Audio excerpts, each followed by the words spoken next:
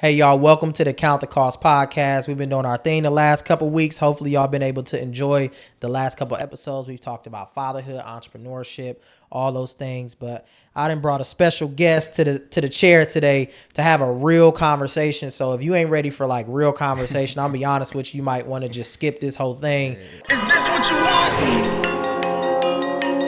We've been waiting for a long time to talk about family, finances, and your future. You're rocking with your host, Dondrea Brown. Count the cost. Let's go. But I brought Randall, my man Randall here. He's one of our facilitators for IMF, but so much more. And I'm allow him to talk about the more that he does. But you want to quickly introduce yourself, sir? My name is Randall Davis. Born and raised in Grand Rapids, Michigan. Grew right up on Collins. I was in the military for 8 years. Right after I graduated from Ottawa, class of 09. I know that's kind of old, but was in the military for 8 years. After I was in the military for 8 years, I started pursuing my degree. You know, life happens or whatever. So then after that, I decided to move back because I wanted to make an impact specifically to Black boys. Hey, y'all. The Count the Cost podcast is sponsored by Young Money Finance. That's a local nonprofit in Grand Rapids, Michigan, providing youth financial literacy. If you're interested in learning more about them, go to www.ymfgr.org. Again, www.ymfgr.org. So that's well, thank you for coming, sir. So we're going to jump right in because we know one thing about Randall. He ain't shy and he's always ready to just jump in. So you mentioned a military background experience. Tell us a little bit about that. So I want to say when I was in high school, I kind of like started to realize that I didn't have like a plan for what I wanted to do when I graduated from high school. So I joined ROTC, and it's crazy because I didn't want to be in ROTC, but my dad wouldn't change me from the class or whatever. You get what I'm saying? So once I was in ROTC, I kind of realized that I wasn't as disciplined as I thought I was. You get what I'm saying? Yeah. So, you know, I stuck it out. And then my teacher at the time, which her name was Sergeant Hall, she influenced me to join the military because it was good seeing a Black woman in a leadership position, you know what I'm saying? Especially in regards to like discipline and all that stuff. So I decided to join the Air Force like right after high school. So I joined right after high school. I was in for 8 years, and I was in got to live in California for 8 years. Not 8 years, 6 years, and then I was in Florida for like 4 years. But the main reason why I joined the military is because of GI Bill. Like I knew I wanted to go to college, but my brother was going to college at Oakland, and then my other brother was going to a college at MATC, which was a small college like outside of Madison, Wisconsin. He was playing basketball or whatever, and I just seen how they had no money, and I was like, nah, I can't go to college. I be broke. No, I can't go to college. Said you ain't want to be broke? Nah. Because it's like now that I'm in college, I'm starting to see like even now being at GVSU, like I'm starting to see like life is gonna happen. Yeah. You get what I'm saying? Yep. And specifically as a man, if you don't have the money to do things, you're gonna have to choose. Like it's either gonna be college or it's gonna be paying these bills on time. So you know, I had to choose. So I had to drop out. And now that I dropped out, it's good that I dropped out because I really started to get a feel for what I really wanted to do, which was English teaching, because I just feel like reading in the environment of school is not taken seriously. You get what I'm saying? So we about to touch on some of those topics. I can tell that you got a lot to say. Yeah, I see it in your face. Yeah. But let's peel back a little bit to a comment that you just said about seeing a Black woman in that position. How important is it seeing Black people in positions, especially at an early age? I mean, it's everything. You get what I'm saying? Like especially specifically like in schools, you get what I'm saying? Like the majority of teachers, like, you know, whether you look at it good or positive, the majority of teachers are white, and they're majority like white females or whatever, you get what I'm saying? So having someone who understands you, like, you know what I'm saying, understand how it is to fail and not learn stuff, you know, the right way, is good to have that reassurance from somebody who looks like you. You get what I'm saying? Nothing against white teachers, but I'm just saying specifically for Black boys and Black girls, it's good to, you know, have somebody to reinforce that positive mindset in regards of like learning stuff, because everybody learn at their own pace. You get what I'm saying? And I think like especially these days, the teachers have such a large load because it's a lot of like students in one class. Like when I was at Ottawa for a couple of years, like the most students I had in one class was 32. Like I had 32 students in one class or whatever. It's just hard to focus on one specific student at a time. You get what I'm saying? only being one teacher in the room, because you still got to handle things like discipline, classroom management, and all that stuff. So it was big for me. It was big for me, and it was especially big for me when I joined the military, seeing black men in leadership positions also, because I didn't see that a lot growing up specifically. You know what I'm saying? Me and my father have a great relationship, but seeing it out in the real world was just different. So shout out to our teachers out there, no matter what color, background, etc., because we recognize that that's a lot of work that you have to put in. You are more than teachers. You are, nurses, social workers, mentors. So shout out to our, teachers. But let's get into the military a little bit more. What are some of the myths of like joining the military that you want to address? Like, a lot of people think, and it's crazy, I was just talking to one of my one of my classmates at GVSU about this. They think it's this like prestige organization, you know what I'm saying? Like, you just pretty much dropping in like from somewhere like on Warzone or something, and you just fighting crime. Like, nah, you working a 9-to-5 job as a dental assistant. Like, you're in the Air Force working a 9-to-5 job as a dental assistant. And I was telling him, like, the hardest thing about being in the military was staying out of trouble, because you're working from 9 to 5. You getting that check every 1st and the 15th. It's coming in consistently, like clockwork. You know what I'm saying? Like, it's gonna get there. That's for sure. So the hardest thing for me was staying out of trouble. But specifically when I got to Florida and I started to be around like other black men that would pull me to the side and have that conversation, it just felt different coming from a black man rather than coming from a white man. You get what I'm saying? Like, specifically, I was saying the N-word too much in uniform, and one of my supervisors at the time, his name Kenneth Brown. Shout out to Kenneth Brown, Sergeant Brown. He just retired, but he pulled me to the side like, man, you can't be saying that N-word in uniform. It makes you look unprofessional. So stuff like that was like, it was big for me. But the myth is that like it's a prestige organization. Like, nah, like you work in. So you don't drop down with the parachute on? Nah. That's the Marines doing that. I was in the Air Force. I was in the Air Force. We was chilling. When I was deployed, it's crazy. I tell people this. When I was deployed to Afghanistan, we was eating steak and shrimp. Like, we was chilling. Like, you get what I'm saying? Like, okay, the threat was still real, but we was chilling. Like, we was living good. You get what I'm saying? And just to have that camaraderie was good. And also, you get what I'm saying? But it's not a guarantee that you're going to deploy. It just that kind of depends. You get what I'm saying? Depends on your job. Like, if you're a dental assistant, you ain't deploying. Like, you might just go ahead and wrap that up. Like, you know what I'm saying? So, but yeah, that's a myth about the military, is that you're going to be dropping in just like killing people. Like, no, it's like just like a regular job. Yeah. So. And that's tough because a lot of our kids play things like Call of Duty. So they like, but Call of Duty ain't showing that 9 to 5. That 9 to 5, like you said. But then you also talked about a couple benefits. And one of the things I love about this podcast, we're not here to sell you nothing. We're here to be transparent about experiences to increase your awareness. So talk a little bit about the GI Bill. What was your experience? Oh, man. Like I said, like my brother Javante was, he was at Oakland. And then my brother Rob, my twin brother Rob, was at, he was at a college MATC in Madison. And I just seen how they didn't have no money. You get what I'm saying? Like, and my brother's a singer, so it ain't like he wasn't nice. Like, no, he nice. Like, and my brother, my twin brother, actually, Rob, like, he got like I said, scholarship to MATC. And it's like, it's hard to focus on basketball and music and do what you really want to do if you ain't got no money. Like, you know what I'm saying? Like, man. So he had to drop out or whatever. And then my brother, he ended up dropping out also. So I was like, well, I want to go to college. Like, I know I want to go to college, you get what I'm saying? But I ain't got the money for it. So the GI Bill was definitely pivotal in me, like, going to the military, because I'm like, I'd rather die with money in my pocket than, you know what I'm saying? Like, I'm just keeping it a buck, bro. Like, I wasn't about to die with no money in my pocket. Like, no. Die, bro. You die and you broke? Like, nah.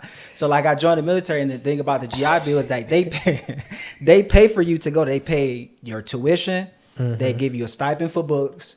And then they also give you a stipend, like a housing allowance stipend. So wherever you want to live at, pretty much, you're going to be able to pay rent or whatever, and you're going to be able to have that tuition. You get what I'm saying? Your tuition going to be paid, and you're going to get money for books and all that stuff. You get what I'm saying? So that was the biggest factor besides, like, to me joining the military, is knowing that I was going to get my college paid for. And then also, like, the VA home loans, like, getting access to a home and getting a loan for a home, because I think home ownership is one of the biggest things that you can strive to get as a man, but it's just a lot of work, especially when I talked to Chantel about it. Like, she was just telling me how much it went into buying a home, like stuff that I didn't think about, you know?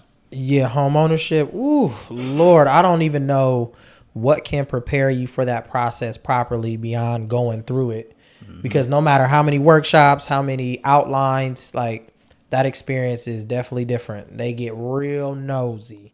But I get it. You know, it's a process. They want you to be able to want to be able to see if you can pay a mortgage for 30 years. Yeah. So only thing they can go on is facts. And your credit score, income, all those things for them are facts. But let's shift. Oh no, you was thinking something. The thing I don't like about home loans is that it's like, okay, if you look at my credit report, right? Because that's the thing about the GI Bill. Like, it's a stipend. Like, you're not getting like money every month, because if you're not in school, you're not in school. So I tried to get a home when I had my GI Bill. I had no debt. You know what I'm saying? It was like, you're not getting consistent money. I'm like, look, man, I've been paying my bills on time since I was 18. Yep. And y'all telling me I can't pay a mortgage? A mortgage is gonna be cheaper than me living in an apartment that I gotta rent out. Yeah, yeah. That's another one of them scams. We can talk about scams later. I'm just saying though. That's another. The mortgage is always gonna be lesser, but I get it. Like, people do default on loans a lot and all that stuff. You get what I'm saying? So I get what they doing and all that stuff. But it's like, it should be a case by case basis. You know what I'm saying? It should definitely be a case by case basis, because like I said, if I've been paying rent, I ain't never been homeless. Like, you know what I'm saying, since I was in the military and all that stuff. You get what I'm saying? So it's like, if I can pay my bills on time, what's the issue? Like, y'all gonna get y'all money. Like, Uncle Sam gonna give y'all money. Like, you know what I'm saying? So that's facts. And a better explanation of how, like, what are they looking at to make that determination? Because again, when I went through the process, I was kind of confused. I'm like, I've saved up for a home. My credit score is good. I had banks and loan places say, like, your credit score is good, your payment history is this, but we needed to see. And I'm like, why does that matter? So like you said, like, the home ownership process, like many other processes, like, they need to demystify and better explain like what goes into those calculations, because they may uncover whatever they're looking at may be a old school way of looking at things. 100%. Because I even remember when people when I was applying for loans, they would look at different sources of income and be like, okay, this looks a little, and it's like, so I have multiple, I'm an entrepreneur. Yeah. So that shouldn't look, well, will you be able to maintain this for 10 years? Will you be able to maintain your job for like, but if my history of payment is always good, then, you know, why can't, you know, that be a main determining factor? So again, we get it, and definitely shout out to, you know, loan officers that made it work, because Lake Michigan Credit Union made it work for me, and I've been able to own a home for 2 years. But then I'm also telling people the, you know, transparent view of like home ownership for me. I'm like, woo, what they told, it ain't just mortgage. The insurance included in mortgage, taxes. There's so many factors that I really wish they would have like laid out in a better way, so I can be more emotionally prepared, because that's another thing. But let's shift the conversation a little bit back to you, sir. So from Grand Rapids, you know, in school, but you're also a new father. Tell me about that fatherhood. Man, it's crazy, because like, I'm 35, so like, I've been, you know, single for, not single, but, you know, I haven't, you know, like, how should I say it, focused on fatherhood. Like, I've always wanted to be a father, but I'm more, y'all crazy, right? They want a soundbite for me, man. And I'm trying to keep it PG-13, man. Y'all know how I am. I'm trying to keep it PG-13. You get what I'm saying? But no, like, so like with fatherhood or whatever, like, I just wanted to make sure that, you know, my child had a good mother. So like I said, I wasn't taking no type of defaults from women. Like, if you have more than 2 drinks, I'm sorry, we can't be together. Because I have to, as a man, I have to maintain your lifestyle. If I get with you and you drinking, guess what you gonna be doing when we together? You gonna be drinking. So like, no, like, I'm sorry, more than 2 drinks, like, I'm sorry, like, I can't mess with you, right? And it's just stuff like that you have to be aware of, because as a man, I'm outside the home all day. I don't want you drinking around my kids like that. I don't want you drinking around my kids like that. No way, Jose. No. So it's just like, I had to up my standards, because I think us as men, we don't have a lot of standards. We just be like, oh, she fine, so everything else would just work out. Like, no, like, do you clean the bathroom like every other day? You know what I'm saying? Like, that's good. Because you go in a lot of women's bathroom, it just be cluttered. They got bobby pins over here. They got scarves over here. They got makeup over here on the floor. Like, you know what I'm saying? Ain't flushed the toilet. Like, no. See, if you wasn't drunk, then you'd be able to pay attention. So it's just like, I just had started to get standards. So like, having a child, Who we gonna get through this? Like having a child, like it was just like I'm not playing no. So I'm glad I waited. Like I'm glad I waited, like to like actually figure out like what are things that I valued in women. You get what I'm saying? Because I think a lot of men, we value beauty too much, and we don't go into like the intricate details of like what type of mother is this child gonna be, and I'm not gonna be around, so I got to make sure that she on her P's and Q's. You know, that's real. So your daughter, how are you preparing for being a girl dad? Man, it's crazy that you say that, because like I think people always have the misconception that boys want boys. You get what I'm saying? Like I wanted a boy, but I really wanted a girl, because especially working in schools, you just see how advanced, like girls just learn at a faster pace than you know what I'm saying, than boys do. You get what I'm saying? And boys, you know how it is. You're a father also, you got to stay on the boys, like you have to. Like the girls, they gonna listen to dad, they gonna get it. You get what I'm saying? But the boys, they don't care. Like they stocky, bro. They gonna challenge you. You get what I'm saying? And if you're not prepared for that as a man, you ain't gonna make it. But I wanted a girl first for sure, because like I said, like I feel like that I just needed to warm up first. Like, you know, I ain't want to just jump out the gate and it's a boy and then I got to be on him all the time. Like, nah, God, give me a girl first so I can warm up, you know? So, but just raising a girl up and just being honest with her, you get what I'm saying? Being honest about how just setting that, because I think the hardest thing about being a black man is having to set the example. Like, we have to set the example. The pressure it is to be perfect in a society that sometimes doesn't like when we're perfect, because they think we cocky and all that stuff. It's just really like detrimental sometimes. So you have to set the example as a man, and your daughter is ultimately gonna date, you know, a man that's the example of you. You know what I'm saying? So. So now you spitting facts. Yeah, man. Yeah, the facts Davis are coming. Knows, man. Davis knows. I told y'all, man. So how has your upbringing impacted your either parenting currently or view of parenting?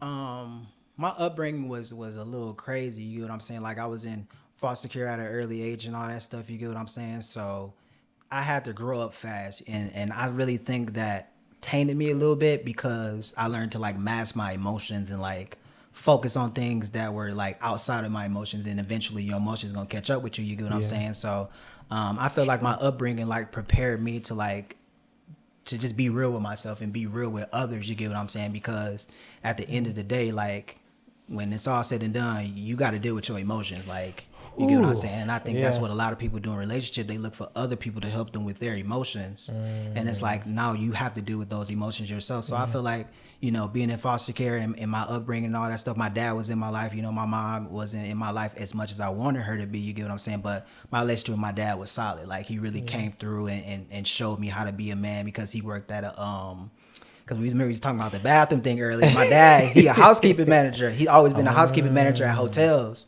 So he don't play that being dirty stuff. Like, we cleaning up. He waking up in the morning on Saturdays, music playing. He got the Jerry Levert playing. He's like, y'all know what time it is. It's time to clean up. Go ahead, start cleaning up. You get what I'm saying? So just that upbringing, like being like clean as a man and being like paying your bills on time. My dad always paid his bills on time. You get what I'm saying? Seeing that was pivotal for me. So like just being honest with, because like I technically think that I was raised by a lot of women, because my dad has a lot of sisters or whatever, so I was around a lot of women. So it's crazy when I tell women things, I'm like, I'm telling you from a woman's perspective. My aunts and all my, you know, like I was just thinking about it earlier. My first barber, she was a woman. You know, she was a barber, and she also sung at the church or whatever. And I got to sit down every day and get my hair cut by her, and she just giving me game, just dropping gems, like you know, dropping gems. So it's like, y'all can't be mad at the things that I'm saying when most of the time the mothers are doing the child rearing. Yeah. So I'm just telling y'all everything women telling me. You know what I'm saying? So So one thing I've learned about you, Randall, is like you're just gonna say it as it is, and I think many spaces, places, even the world, like, it's hard for them to, you know, engage with people that's just gonna tell it as it is. I used to be a person that would, you know, slide around and not really say like exactly what it is. But as I've grown more and been able to do that, I think it's shifted like communication with people. Because for me, I think that level of transparency can lead to more accountability. So, you know, in the terms of accountability, what has been your experience with, you know, either being held accountable or holding people accountable? With accountability, like the thing you have to realize about accountability, and you definitely gonna agree with me on this one. Like, you're not responsible for other people's actions. Like, that people have to be accountable for their own actions. Like, you can't blame other people. Like, for example, like when because the reason why I don't drink is because I got a DUI. You get what I'm saying? I got a DUI back in 2010, and I got a DUI because I was looking out for other people instead of looking out for myself. Yeah, you get what I'm saying? But when I got that DUI, I had to deal with that. They didn't have to deal with that. You get what I'm saying? I had to deal with that. You get what I'm saying? So I had to be accountable for my actions. You get what I'm saying? That's real. So accountability is big because, like, I was just talking to my girl yesterday about, like, money. Like, even with money, like, you have to realize money is an up and down relationship.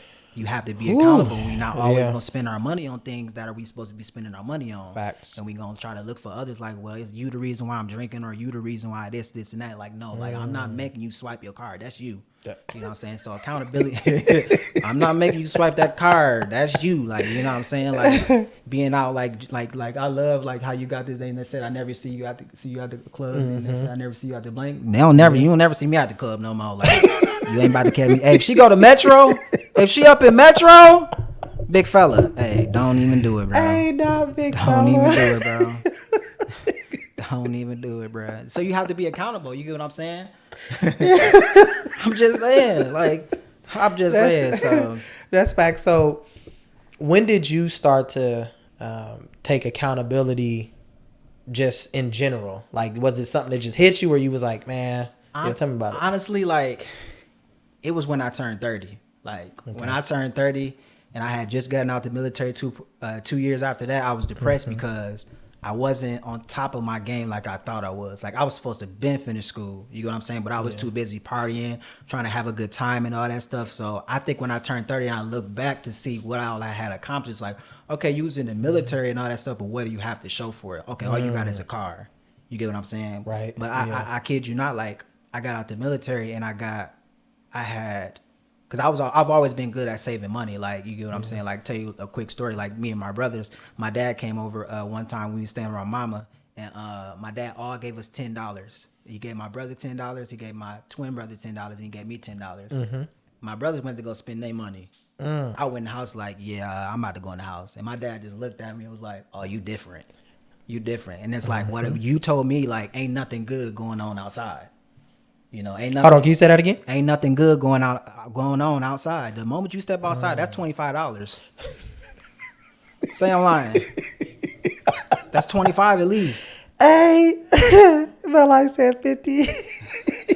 Oh, yeah, it's probably 50 for real. It's probably that's 50. Facts, that's facts. But yeah, like, just being accountable. What was the question? I'm sorry. Like, nah, y'all be laughing, bro. I forgetting what the question was sometimes, bro. Like, nah, just when did you, start to take accountability? Yeah, probably, like, honestly, when I turned 30 and I have nothing to show for myself. Like, when I turned, because like I said, I know I was about to say, I had got out the military and I had $30,000 in my bank account.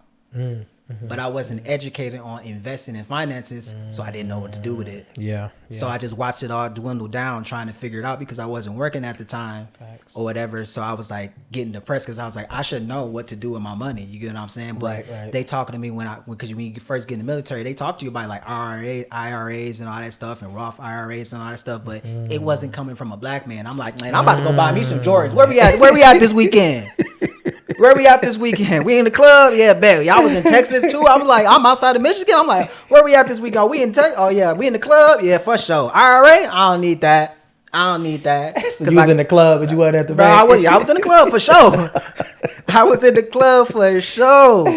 You ask anybody back when I was in California, like we was drinking. Was in Cali? Yeah, I was in California. Ooh, okay. So like. It go back to what I was talking about. It was a culture change to me because now I'm coming from Grand Rapids, which is a small city. I'm in cities like LA, San Diego, and all that stuff. You know what I'm saying? So I'm trying to keep up with the Joneses. Like, oh, I need a table too.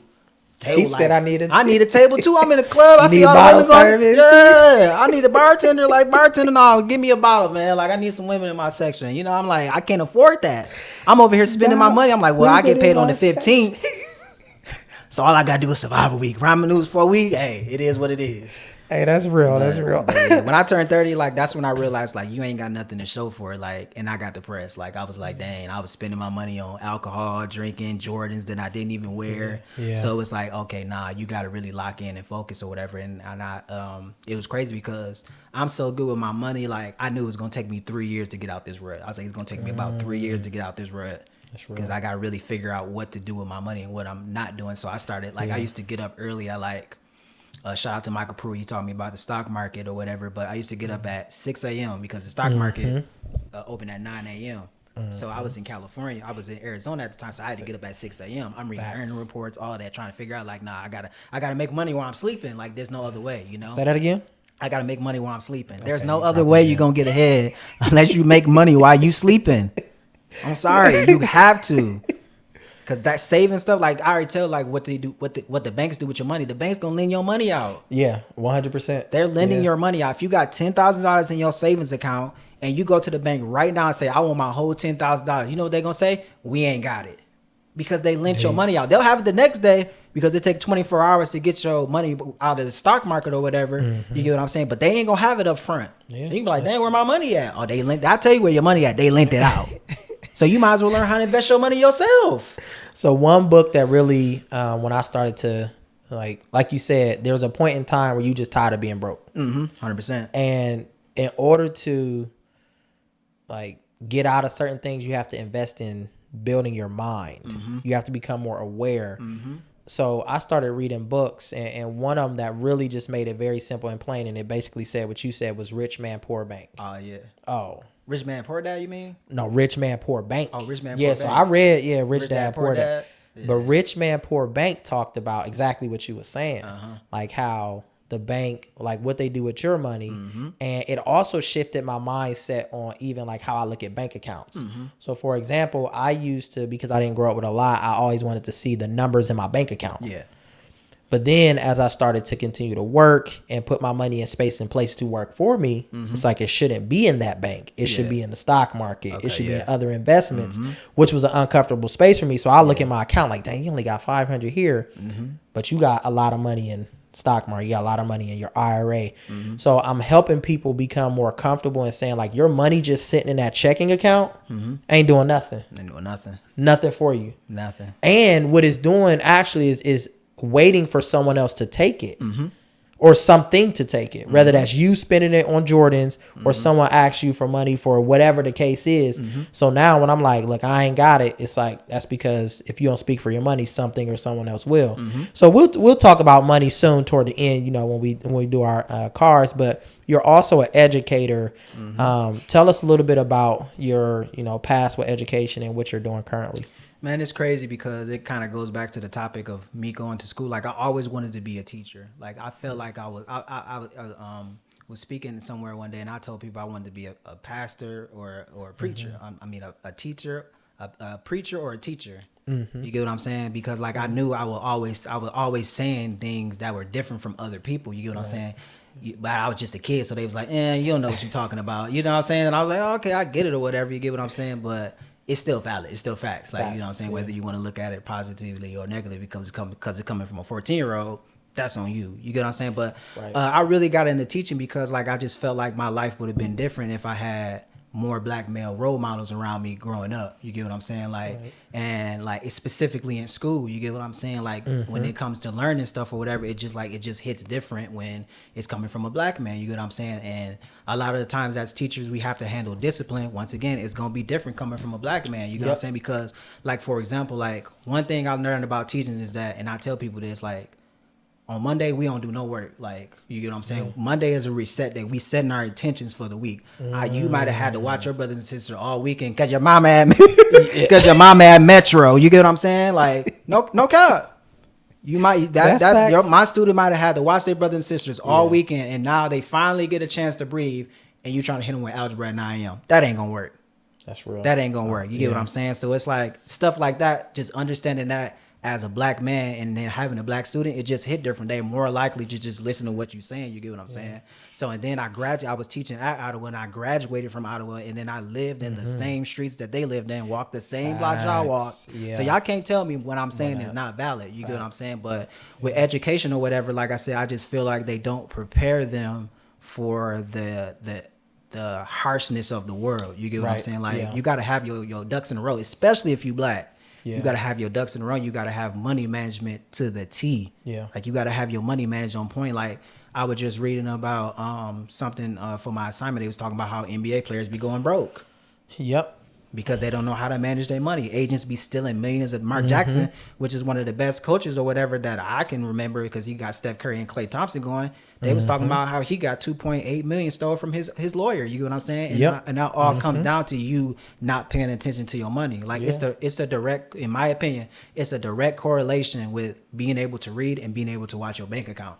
You got to pay attention to your bank account. That's facts. I didn't used to check my bank account at all. Now I check my bank account more than 3 times a day. Like how much I got up in there? Like how much I got up in there? Because if you don't, you be like, damn, I spent $60 at Best Buy. I spent $50 at Popeyes. Like, oh no, I'm tripping, bro. So that's good. Like the correlation between, literacy, financial education, like those things are beyond powerful.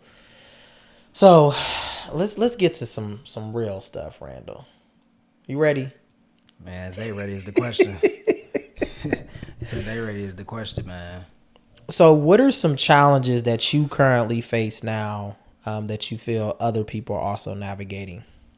Some challenges that I face. I feel like a lot of people face the challenges of like being black. You get what I'm saying? Like dealing with the daily stress of, being black and all that stuff, like managing stress. Like, you get what I'm saying? Like I'm real big on like managing stress. You get what I'm saying? Because at the end of the day, just like your emotions, you're gonna have to deal with your stress, and your stress will manifest itself in a variety of ways. You get what I'm saying? Like I'm also like an herbalist on the side or whatever, so I'm into like herbs and all that stuff, and like spiritual cleaning and all that stuff or whatever. And one thing about health is like you have to be aware of your anger. You know what I'm saying? You have to be aware of your anger and make sure that you're using your anger in a positive way, because I was reading something one day and it was saying that a lot of people that eat salty foods, they're angry. You get what I'm saying? And a lot of people that eat like sugary stuff or whatever, it's because they don't either love themselves or they're not receiving enough love from others.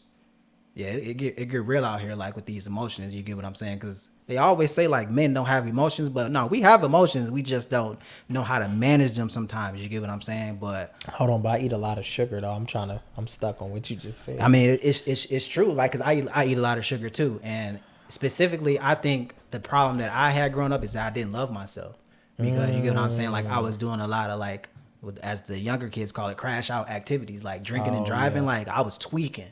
Like, you get what I'm saying? Like, to lose your life on the road just because you want to have a good time is crazy work if you really think about it. You get what I'm saying? So I think the thing that I face is, and a lot of other people face, is just being black and dealing with the daily stresses of like being black. Because like racism is real. Like a lot of people don't think it's real. Like I was just talking with my girl yesterday about this book that I read. It's called The Color of Law, and it was talking about like housing discrimination and all that stuff, and how they segregate it and all that stuff. Like like schools are funded by the taxes, the property taxes for houses. You get what I'm saying? Like people don't think about that stuff. You get what I'm saying? So it's just like stuff like that you have to internalize and find like a understanding for. Like, this just the way it is, but I can either complain about it or I can use the anger to drive me and make me a better person.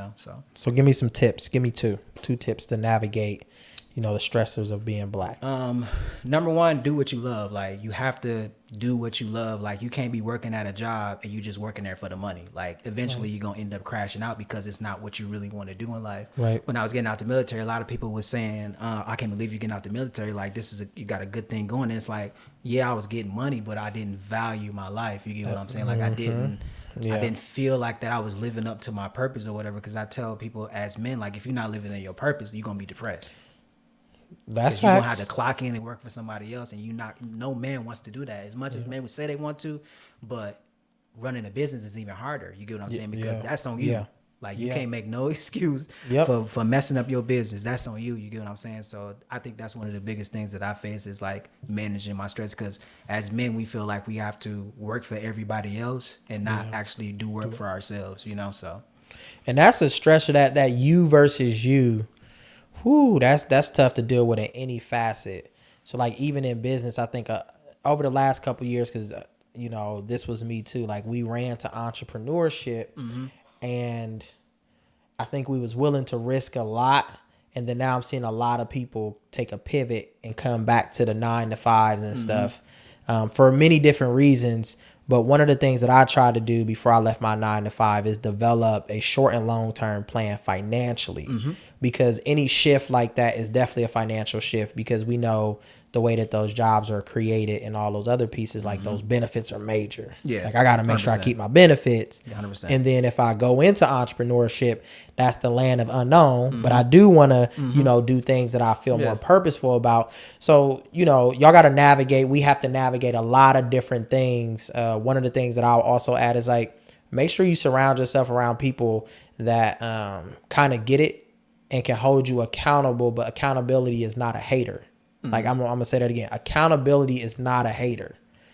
People that hold you accountable, they hold on to the things that you say that you wanted to do and leverage it in that. They don't just be like, oh yeah, Randall's business is gonna fail. Yeah, because he out here on his own, or look at him now, he didn't change it. No.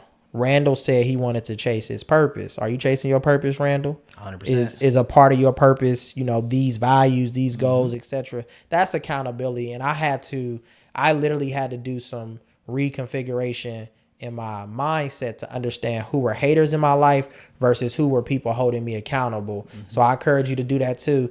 And the haters are going to hate. They are, someone said this before, your haters are your marketing team. So they going to spread your name and get other people trying to figure out what you're doing. So, you know, you got to keep your haters. But at the same time, find your village, man. Find your village. So who's your village? Tell me who your village is. Man, honestly, like I was just thinking about this on the way to your house or whatever. I was like, I think y'all are my village, like, because this is the only environment that I've been in that accepted me for who I am. When I was in the military, they hated my guts because I was the type of person. They hated my guts because I was the type of person to be like, man, you don't got to take that. You don't got to take that. Nah, bro, they saying you can't make sergeant. Hey, I'll show you how to make sergeant real quick. Oh, no, that's fact. Nah, I'll show you how to make sergeant. You get what I'm saying? Like, I got you, bro. Like, you know what I'm saying? So, like, I'm that type of person or whatever. You get what I'm saying? Like, I don't put no limits on anybody. You get what I'm saying? So, and that's, in my opinion, that's made you a powerful, like, motivator, inspirer for the kids, because I've watched you take some of our kids that we be like, oh, this kid in our camp, they need some, they need some support. And you've been able to say, like, I see you, but I also see you for who you are and who you can be. So let's help you get there a little quicker. So that's been super dope. And not to make this all about, you know, those type of things, but we have to become comfortable acknowledging and leveraging people's strengths and their passions, because it's very clear that that's one of your passions. Yeah, because like the thing that is like, I've worked all grades of high school, like first grade, but the thing that really surprised me is when I had those first graders. Like these first graders was smarter than I thought. You know what I'm saying? I was kind of nervous or whatever, because when you're in high school, like you can talk to them in kind of any type of way. Like they understand it, they get it. But first graders is a little different. Them babies. People care about their babies. You get what I'm saying? So you got to treat them different. But the thing that I learned is like how smart they are. Like, you know what I'm saying? And how like real they gonna be with you. Like if you come in there and you ash, they gonna be like, Mr. Davis, why you over there ashy? Like, dang, you hurt my feelings, bro. Like, dang, I was having a bad morning. You know what I'm saying? So it's like, you have to be like aware of that or whatever. But also being real with kids, like, you get what I'm saying? Because like a lot of boys think like, oh, I could go to the league, and it's like, okay, like, do you realize like how hard it is to get to the league? Like, if you can't guard me, and a lot of y'all can't guard me, if you can't, DeAndre now, DeAndre now, like, you was over there laughing at my posts and stuff, like I wasn't gonna see that. Like, oh, okay, I know where you be at. You be at the Y, huh? Yeah, for sure. Yeah. But no, you was nicer than I thought, though. I was like, oh, okay, because we was cooking them. We was cooking them when we was at the summer camp. Man, we was cooking them. They was like, oh, these boys nice, But it's like for real, like, I'm like, bro, you're not going to the league, bro. If you can't guard me, like, you might need to focus on other things. Like, I'm not trying to like discourage your dreams and all that stuff. You get what I'm saying? But like, if you not already cut from it. Like, for example, like Mr. Basketball, his name Daryl Brooks. He played for Catholic Central. He won Mr. Basketball for the state, which is the top award that you can get in the state. He going to Michigan. Wow. Like I met his dad, and I seen his dad training his other son. They going in there at 7 a.m. to get shots up, because I'm in there at 5 a.m. And it's like, okay, you was doing that with you doing that with this son. I can't even imagine what you was doing with Daryl Brooks. So it's like, if y'all already not doing that, you already behind the curveball. You get what I'm saying? So you have to be real with these boys and tell them like, nah, you ever thought about getting into plumbing? Because hey, them boys making $100,000 a year. Yeah. But and like, that's where that awareness is key. And like being educators, specifically black educators, specifically black male educators, because growing up, we typically have sports pushed on us. 100%. Like, and it's typically basketball, football. 100%. So we grow up like seeing that as the way out, and or what we see on TV at the time, which is like police officer, lawyer, like all these, what I would say like boxed in careers.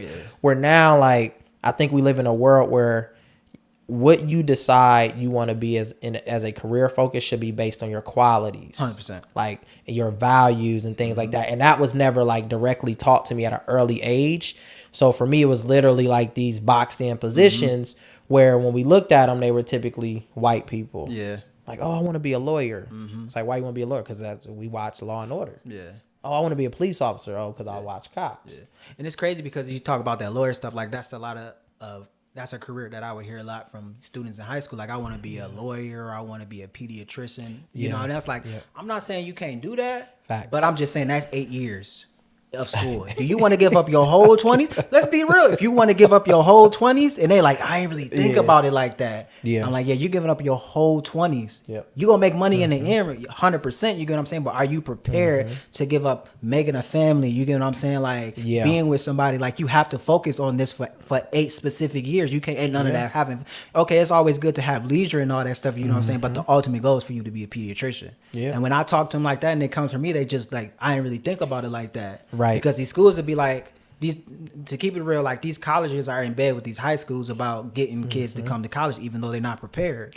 You get what I'm saying? So it's like, no, like, I'm telling them like straight up, like, hey, we need more dentists. Because when they get to college, they're like, I don't know what I want to do. 100%. Because I was like that the first 2 years that I was in college. Like, I was just going for the GI Bill, like I told you. Like, I was going for communications, and I thought about, like, what I'm going to do with a communications degree. So I pivoted to English degree or whatever, because I wanted to focus on a specific subject, which I think is reading. So. Yeah. And there's nothing wrong with getting to college and not knowing what you want to do.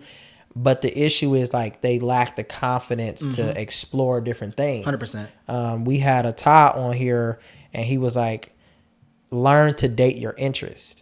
So things that you're interested in, engage in it, see if it's for you, learn from it. And then if it doesn't work, move on to something else. So these are also things that, because, you know, one of the major things is like schools aren't doing this, aren't doing X, Y, and Z. These are things you can do in your household. 100%. I think that's another like key too. Like, there's so much that can happen when a kid get home, asking them certain questions. Like, what made you smile today? What did you do that you felt you accomplished? Like, asking them to reflect more on their process will allow them to become better decision makers, because they're more aware of how they're thinking and making decisions and the things that they want to see and want to be. What is one career that you have seen that you may want to try out? Like, my daughter, she said she don't want to go to college. She want to do real estate. And I was like, and she said this when she was a freshman in high school. So I'm like, let's get her connected ASAP so that she can at least explore that early 100%. On. Because next year she may be like, nope, I learned so much that 100%. I'm not as organized as I want to be. I don't like to talk to people. Like, so again, I know it takes a lot of work, but that's why we also say for households, have a village. And I'm thankful you acknowledge this as your village, because 100%. I take a lot of pride in trying to be a village for people, because when I was in a group home, I was like, I need to get up out of here. And if it wasn't for foster care, my village, like, I would have been in a space where, in my honest opinion, that's where, you know, they send people to kind of just get lost, because I was lost in that space. So shout out to that. Other topics that you want to talk about before we get to the Let's Talk Money cards? Hey, I want to talk about, like, for just a brief moment, about like nonprofits and all that stuff, because like it's crazy, because like I'm gonna just say it, man. Like I feel like a lot of black men are running from their responsibility to their community. You get what I'm saying? Like I hate to call y'all out like that. You get what I'm saying? But we need more black men to step up. You get what I'm saying? Because specifically when I was talking to Chantel and I was just telling her how passionate I am about, you know, like giving game to black boys specifically. You get what I'm saying? She was like, we just need more men to do this. And especially in the schools, like most schools that I've been in, I've been the only black man in the school, black male teacher in the school. It's going to be black, like paras and all that around, like to support the teachers or whatever. But actually in the actual school, I was the only black teacher. You get what I'm saying? Right. So it's just stuff like that. And it's like, dang, why do you think that is in like the school system specifically? Because I feel like a lot of people think that teachers don't make a lot. You get what I'm saying? So a lot of people are going to pursue other careers, which I ain't doubting what you do or whatever, right. But these are your children's mind that are being molded at the end of the day. That's your children are your most valuable asset. Yeah. They are the people that's going to carry your legacy on for generations to come.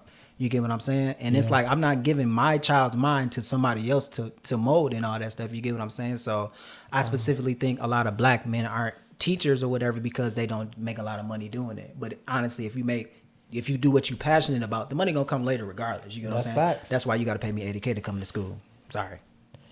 Unless your name Miss Davis, y'all got to pay me $80,000 to come back into school. Sorry. So like you said, like I love how, you know, you've had this call for black men because in the last couple podcasts, and it's ironic that we only have black males. So if you do want to come on this podcast and you're of any other gender, race, sexuality, whatever the case is, just let me know you want to come on because we'll definitely have you on because I'm learning so much. But it just what happens that all of them have been black males and they're saying similar things, right? They're talking about identity being important, the role of a father, like all those other things. Like I chose to do community service work or community impact work because I place a lot of value in community upbringing. I used to hear this, you know, they have the African proverb about villages and all those other things. And I'm like, where are villages for our young people? And further than in athletics, right? Again, nothing against athletics. I was an athlete. And those are spaces where they're very competitive. And some of them, if they're really great and people are really focused, are focused on developing you as a person as opposed to just a talent to get to the next level. But for our kids who are not gravitating toward those spaces and cannot have those type of mentors, I'm always asking, like, where are the spaces where, like you said, our kids can go in addition to schools to develop as, you know, good people.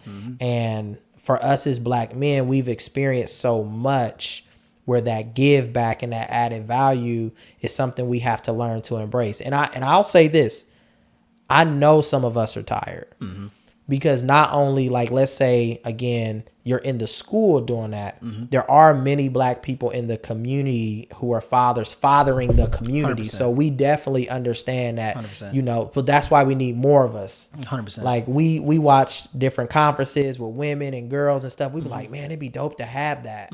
But we know if we put it out there, how many people are really going to show up consistently 100%. And then follow up and follow through. So even for myself, like it may have to be something that I'd just be like, look, just stop thinking that it's not going to be, you know, be more optimistic about it. So those are things that, you know, we keep coming up, but I love the fact that you did a call to action for us as black men to be like, look, let's get in this community more and share our failures, but also see our people and our kids 100%. As at potential instead of at risk. So it's been great to have you on because we've touched a lot of topics. You've held back a little bit, but we're going to have you come back because it's the warm up. This the warm up episode. Hey, so he going to send this out to all his people and they be like, Randall, you need to. So he'll definitely bring it, but we definitely appreciate that. But how we like to end a lot of these is we started this Let's Talk Money thing because Randall ain't never afraid to talk about money, but the goal is to normalize having conversations about money. So what I'm going to do is I'm going to shuffle these real quick. Just real quick. And then I'm just going to pull a card. Get you a Costco card, man. Get you a Costco membership, man. That's all I'm going to say. Costco. Get you a Costco membership. Sam's Club is cool, but I say it like this. Like, would you rather go to Target or Walmart? That's all I'm going to say. So exactly Target. Thank you. Hey, talk. Ooh, let me. Okay. So speaking of, this is a good one. So this card says, "What is the most expensive thing you have ever bought and why?" That's a good card. It's crazy that I got that question. The most expensive thing I bought, honestly, is when I got back from deploying, right? And I had probably 10, 15K in my account. Man, I went straight to the rim shop and bought some rims, like some 22s for my Impala. Tinted the windows, you know what I'm saying? Like, how much did they cost? Man, that was probably I want to say $3,400. Okay. You know what I'm saying? But I was getting paid on the 15th, like I said again, so I was getting that back. I wasn't tripping about that. Because that's how we think. We spend that money like it's coming back. Especially if you're in the military. You get what I'm saying? But no, I spent $3,500 on rims or whatever, and then I tinted the windows too, put a little sound speaker system in there. And it's crazy because I'm glad I did that because I would just stay getting pulled over, bro. I stay getting pulled over, bro. Now that I don't have a car with rims on it, bro, I never get pulled over. That's real. I never get pulled over. And it's just I be talking to black men how important image is. You get what I'm saying? Like I be getting on my students sometimes when they be flashing guns and all that stuff. And it's I know the gun registered and all that stuff, but it's still the image that you giving. You get what I'm saying? You looking like a lick. I'm not saying you're going to get robbed or nothing. You get what I'm saying? But you looking like a lick. And it's you don't need to show people that you got money. People don't know you got money when you walk in the room. You don't need to show that you got money. You get what I'm saying? So, yeah, man, I was wilding, bro. I was spending my money on 22-inch rims and stuff, bro. I spent $3,400 and I was sick because when I actually sold my car, I didn't get nothing for them. You get what I'm saying? So, yeah, that was a dumb purchase because, like I said, I kept getting pulled over, bro. I was sick. I was why they keep pulling? Because I was 21. I was why they keep pulling me over? So why'd you make that purchase? Because it was a superficial purchase. It's just growing up. I felt like that's what I was supposed to do as a black man, you know what I'm saying? Especially 22-inch rims, you know what I'm saying? Being in the club, spending all my money on drinking and all that stuff, you get what I'm saying? But like I said, when I turned 30, I was I ain't got nothing to show for it, you get what I'm saying? So I just felt that it was ingrained for me to do stuff like that for myself. That was nice for myself, making big purchases like that. But I should have just put that money down on a house or something, a little down payment or something, but I was tweaking. So I was crashing out, man. That's all I'm saying. Drinking and driving, I was wilding, bro. So thank you for being transparent, coming on, because I think there's going to be a lot of people bobbing their head dang, we get it. But then there's also going to be some of our viewers, especially our younger artists, that's going to be dang. So take these as gems. And, always respond in the comments if you have questions, all those other things. We'll make sure we post it. We'll do our reels and then post it on YouTube. But as we like to end, I always give our guests the opportunity to ask me one question. Okay, Randall? Just one question. All right, and I'll answer it. Go ahead, man. What do you think is the hardest thing to navigate while being in a relationship with a woman? Because this what people this what all these other podcasts be talking about, how to be in a relationship with women. And it's women not even that hard to deal with, bro. If you come to and stand on your square as a man and stand on your standards, hey, either you can listen to what I say or she belongs to the streets. You can go back to the streets. So as a man, you have to be able to stand on that. But what you think though? Because I really be wanting to hear this from other men. Because sometimes people say I'm tripping when I say the 2-3 thing. It's minimum. If I see you drink more than 2, it's a wrap. You know. Because I gotta be willing to crash out at any moment's notice. But yeah. So my personal experience and my very small, limited experience, just a couple years. I would honestly say finding the time making the time to develop your own emotional intelligence. 100%. And I say that because as men, sometimes we take pride in who we are as men versus who we need to be for the relationship. 100%. Which is tough. Yeah. Ooh, that's so tough because I can control me. Yeah. But I feel it is impossible to control the relationship. And I shouldn't even have to have the mindset of controlling the relationship. So for me, I need developing better emotional intelligence around relationship in general. Because I'm not going to lie, there are certain things when I'm in control of and I'll be yeah, check off. This is great. But then every time there's a person added, I'll be oh, here we go. Because now I'm not as quick. I'm not as fast. Yeah. I'm not as decisive. And the last couple years, I've been so set on me. Dondrea, you've been faster. You've been more decisive. Again, you still make your mistakes and all those other things.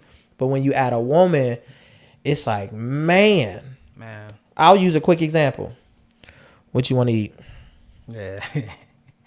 For me, I'm just pulling up. Yeah. It's a complex answer for them. Like at first I'd be thinking it's a joke, but no, they really don't be knowing. Like, cause as men, like for example, I could eat the same thing every day. If I really eat tree. Hey, some avocados. All you know how to do is give me some avocados, some onions. I'll make avocado toast, put the avocados in the salad. Like, I'm good on that. But women, it's really a complex answer. They really don't be knowing. I'll be like, ooh, or you be like, all right, well, let's just eat this place. Nah. Yeah, okay, let's eat here. I'm not really hungry. I'm not planning this today. I'm hungry. So then you pull up like, you ain't give me nothing to eat. Y'all better stop playing with me. You ain't want nothing. You still supposed to give me something. It's just stuff like that about women that I didn't understand. Like, I'm still supposed to get you something even though you said you didn't want nothing. Because as men, we don't talk about this. We don't like sharing our food. I don't want you picking off my plate. Don't be touching my 10-piece wing, half mango, half lemon pepper. Because I've calculated enough for me. Like, if you eat that extra, if you eat that wing, it throws off my whole day. I'm gonna still give it to you, but I'm gonna be tight, bro. I'm not gonna lie. I'm gonna be tight. I needed my wing. Because when you're done, you be like, dang, if I had one more, bro.